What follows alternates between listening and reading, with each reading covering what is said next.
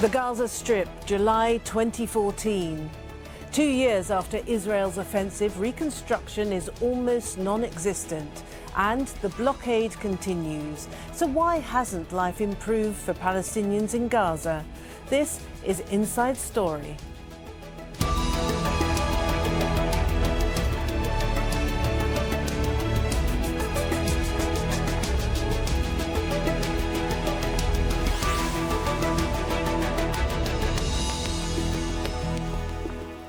Hello and welcome to the programme. I'm Martine. It's been 2 years since Israel launched its most recent military offensive on Gaza, and Palestinians living in the Strip continue to deal with the consequences of that war every day of their lives. Tens of thousands of homes were destroyed or damaged, and reconstruction is painfully slow, with the United Nations taking more than a year to rebuild the first bombed-out home. That's partly because of the Israeli blockade, now in its 10th year. Israel says the economic strangulation of Gaza is necessary to stop the movement of weapons and rocket-making material, and that it does allow some humanitarian aid in. The UN says the blockade constitutes an illegal form of collective punishment for the more than 1.8 million Gazans. OK, we'll introduce our guests in just a little while, but first, Imtiaz Tayyab reports on the thousands of unexploded bombs in Gaza left over from that 2014 war. For Ibrahim Abu Mughazib, walking through his farm has become a struggle. 2 months ago, he suffered shrapnel wounds after he detonated a bomb left over from Israel's 2014 war on Gaza. I was working in my field when a device exploded. I was injured in my leg, shoulder, and arm. The authorities need to clear this area. It's not safe. Abu Mughazib's case is common. The United Nations says since the most recent Gaza war ended in a ceasefire 2 years ago, 7 Palestinians have been killed and more than 60 others injured by the remnants of war. This is where police in Gaza store and catalog explosives found. Some of the devices are relatively small, while others are capable of enormous destruction. Since the end of the 2014 war, Gaza police have recovered around 3,300 unexploded ordnances. And while the exact number of unexploded ordnances that remain buried or hidden in the rubble remains unclear, it's estimated that at least 4,000 are still out there. The explosives remaining across the Gaza Strip are on a wide scale. We have major difficulties in removing the devices because we lack adequate resources. Every week we are called to go and check a site where a device has exploded, sometimes injuring children playing in the fields. It's not just explosives from the 2014 war that bomb disposal experts are trying to clear. Israeli arms from previous conflicts are also still being uncovered. The United Nations estimates that, on average, for every square kilometer of the Gaza Strip, there are 200 unexploded munitions, which is why Ibrahim Abu Mughazib remains so concerned.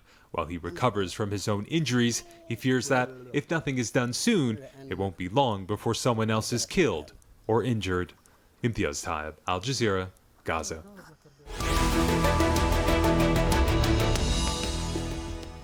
All right, let's introduce our guests now. In Gaza, we have Amjad Shawa, Director of the Palestinian Non-Governmental Organizations Network. In London, we have Aitemad Muhanna-Matar, Research Fellow at the London School of Economics, Middle East Centre. And in Jerusalem, we have Menachem Klein, Professor of Political Science at Bar-Ilan University. Welcome to you all.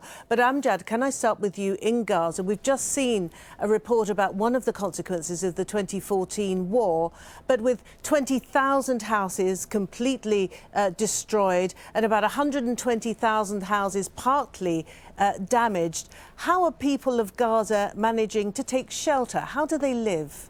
Still, tens of thousands of our people, most of them children, women, elders, are living now and hosted in metal caravans and hosted by other families, or living under the rubble, part of the rubbles of their houses, waiting for reconstruction, to reconstruct their houses, waiting to be recovered.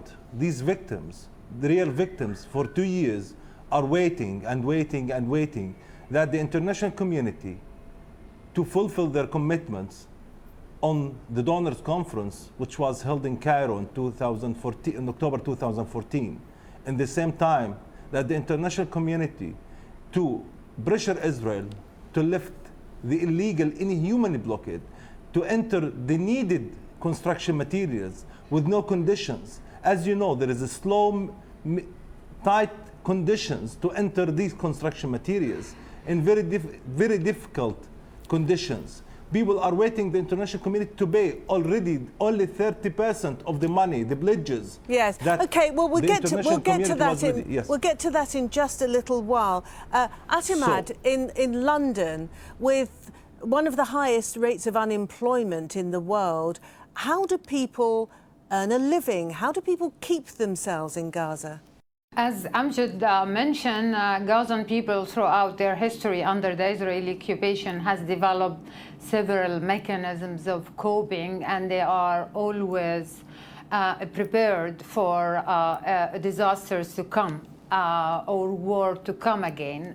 Even at the current days, they are most of them thinking or preparing themselves if another war is coming, how to cope with it. So they always maintaining their social network to rely on what is called social capital, their social networks, their family members, the basic social resources that they have in order to survive economically and physically. Okay, so how do they get money with so many people without jobs? How do they get money to buy food, to buy clothes? They of course, money are always scarce for vulnerable households, for poor or the poorest families, but they try to reduce their expenses to the minimum. They, as you know, in most reports about the humanitarian crisis in Gaza, they reduce eating the expensive stuff such as meats, so they rely on beans or lentil soups or all this traditional food in order to survive. They reduce, of course, according even to UN reports, they reduce the food intake in order to survive. They rely on family members, and I haven't been in Gaza for 8 years, but I know how my sisters manage their livelihood crisis by borrowing some money from relatives, return the money when they become in a better situation and earn again or borrow money again.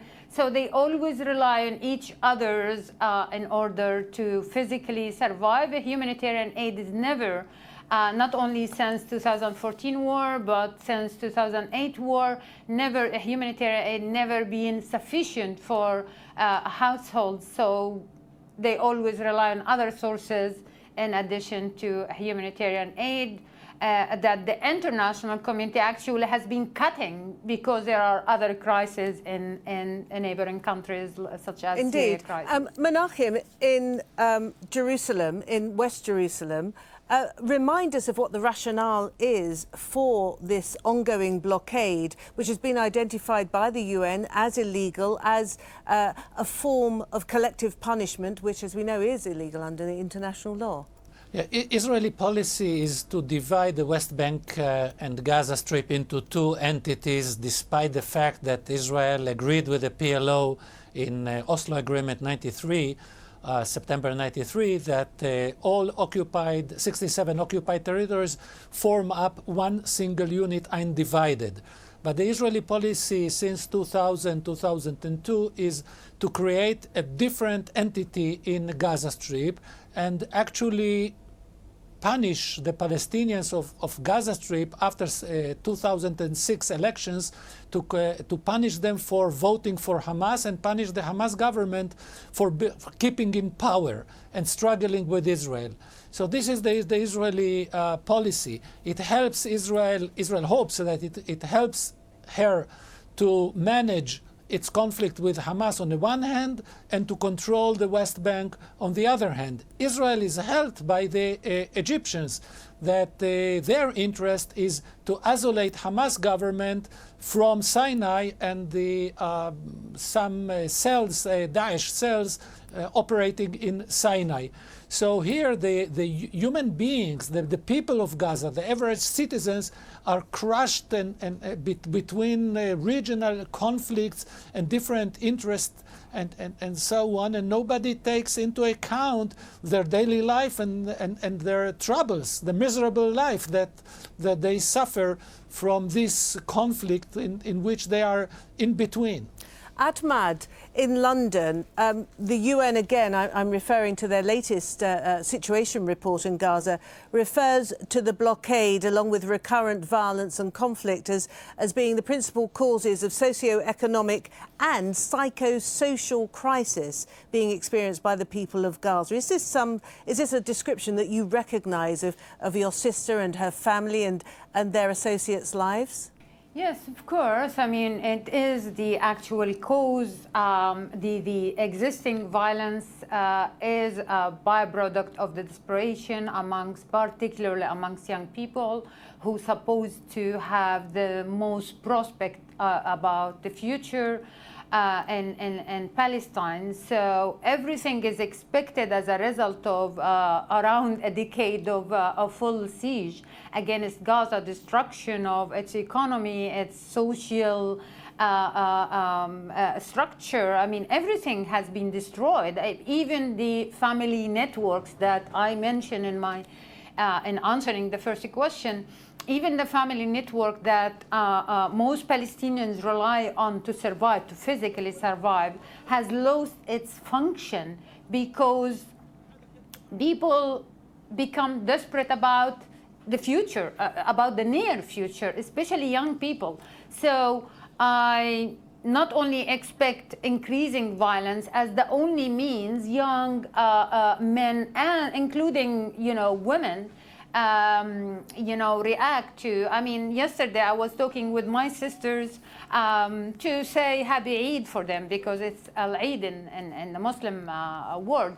And they told me that there are different forms of crimes, different aspects of criminal acts taken by young, middle-aged men and women. And there is no law enforcement, so those criminals are there everywhere, make people not only feel insecure because of the blockade, not only insecure because of the Israeli occupation, but they are insecure within the Gazan society. And that is dangerous if the whole society is not restructured, the Gaza Strip is reconstructed in order to build the basic livelihood sources. So crimes will continue, killing will continue, and people will do anything to just express their anger. As I always say, that anger is a main cause for any further violence, any further troubles in any society. So Amjad, with this vast number of young people without prospects who are very angry, what do they dream of? I mean, are you getting a sense that they're reaching boiling point? I hope that still there is dreams. I think in Gaza there is only nightmares. Let me give you some figures about what the conditions in Gaza. It's according to the UN and the World Bank. We have 75% of the population are suffering from food insecurity.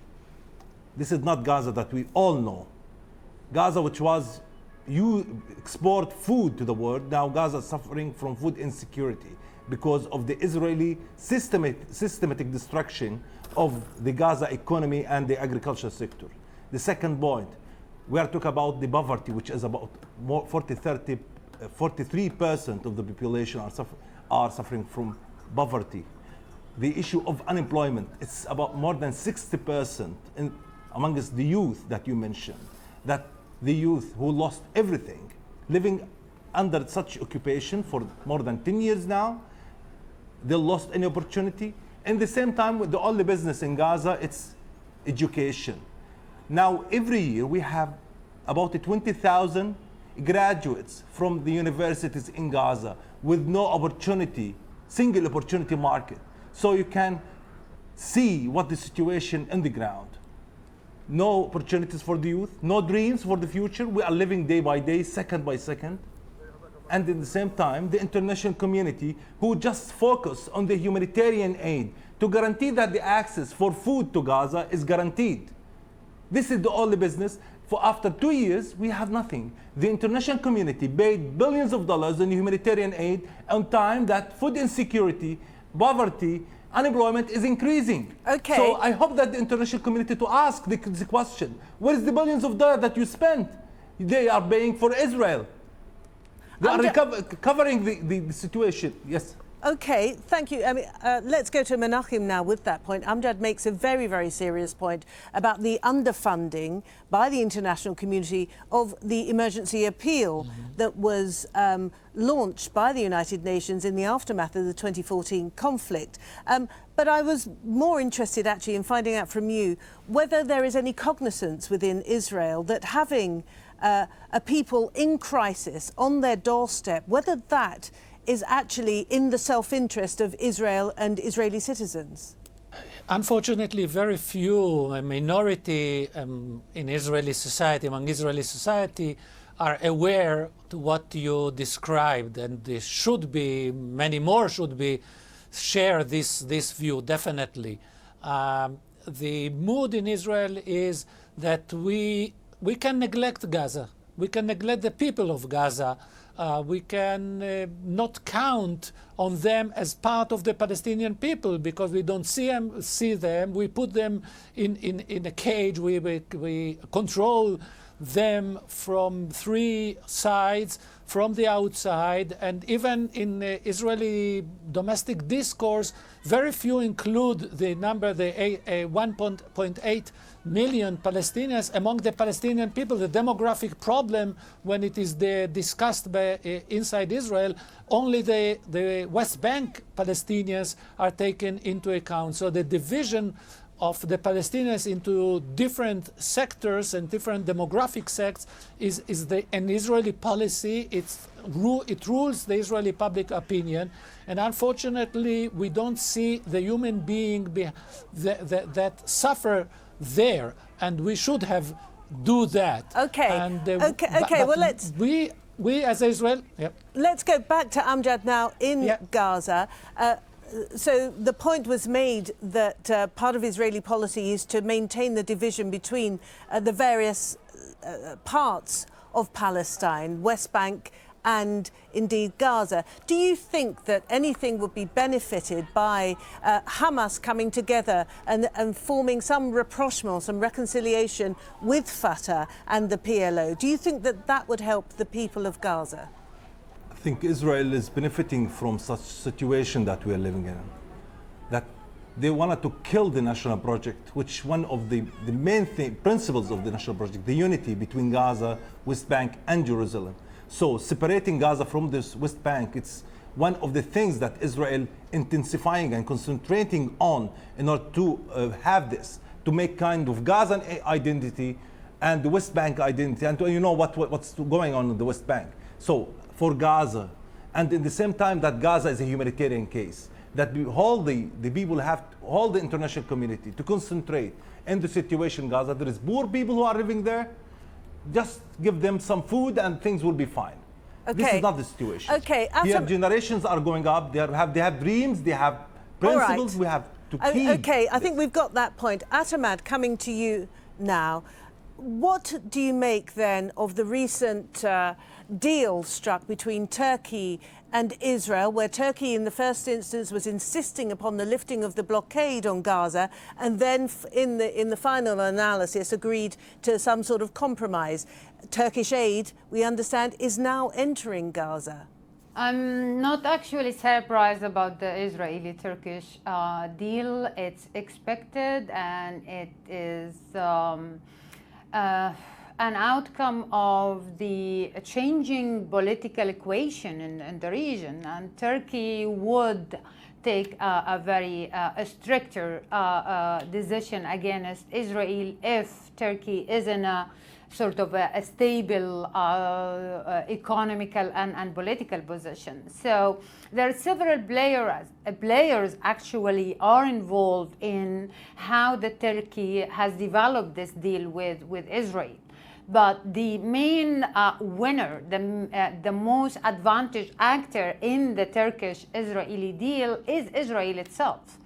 So first of all, the Israeli deal, the Israeli-Turkish deal present the whole crisis in Gaza as a humanitarian crisis, as a crisis of blockage, of shortage of humanitarian support to starved people or vulnerable, socially and economically vulnerable people, and trying to depoliticize the actual situation in Gaza. The deal includes supports Israel control over what form of humanitarian assistance passed to Gazan people through the Israelis. Israel will have a complete control over anything gets in or out from Gaza. It doesn't, for example, specify the freedom of mobility. It doesn't talk about the political rights of Palestinians, a solution for the political problems.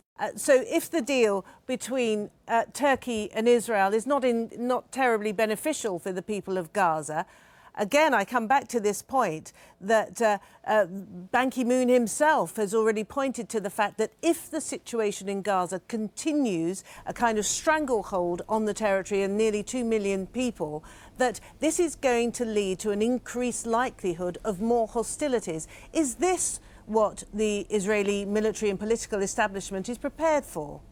The Israeli administration hopes to postpone the next clash, but it's well agreed by almost everybody across the board, the political board, and that the next clash is just a matter of time. Nobody takes into account the long-term interest of all sides involved. Nobody in Israel thinks, okay, what is our long-term plan and strategy? What we want to see as a solution? We deal with the problem. We acknowledge the option, the armed option, the clash, the violence. We would like to postpone it. All right. But nobody in the Israeli administration wants to solve the problem, because solving the problem involves negotiation with Hamas and with Abbas over final status agreement, and the international community stepping in, mediating between one united Palestinian Authority, Gaza and the West Bank and Jerusalem, over a final status agreement. It seems that the Israeli government is not interested, and unfortunately also the international community is not interested in making that for different reasons. But this leaves us with a huge problem. All right, let's go back to Gaza now. Amjad, how are the people of Gaza then responding to this lack of engagement by the international community, this unwillingness on the part of the Israeli authorities, and the dire, desperate situations that they have to contend with every day of their lives? You remind me that directly after the ceasefire, the people of Gaza were in hope that blockade will be ended. The international community will be reacted rapidly to reconstruct the Gaza Strip and get justice, accountability. I'm sorry, after 2 years, nothing achieved. The people of Gaza are very angry, very sad.